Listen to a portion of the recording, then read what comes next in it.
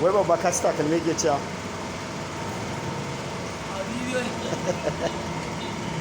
jama'a ga babba nan dai kuna ganin sa da yau ana azumi ne kai babba uku gaskiya ne kai ba dan ganin wata bane kenan babba kai ba dan ganin wata bane to amma ranar yaushe aka fara azumi ranar yaushe wace rana ne ranar asabar kuma ranar yaushe za a yi sallah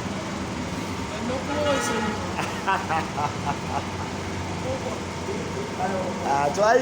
ka san ranar aka azumi ko baka san ranar da za a yi sallah ba kai yanzu ka san ranar mutuwa a ni ba san ranar mutu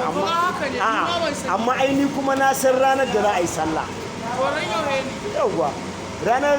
asabar aka ɗauki azumi ko to ranar talata kuma za mu yi sallah to yaushe ne faɗa mana babba kai ya mu jira lokaci ya nuna mana ya mu jira lokaci to kar ka jira lokacin biyu abu amma wanda da ka jira ne kai bukin din kai sallar ta amma ko babba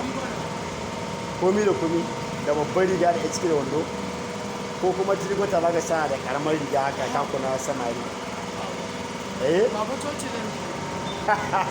masallaci ne gaskiya da masallaci za ka je gurin ibada to Allah lamunce mana babba to jama'a masu kallon mu wai gani ga sele su ba star babba amma na tambaye shi azumi nawa ya ce mai azumi na uku za a kai ya faɗa ranar da aka fara azumin amma kuma bai san lokacin da za a yi sallah ba ko babba shi sani su da to ku yan kallo babba ya ce in kun san lokacin da za a yi sallah ku sanan mana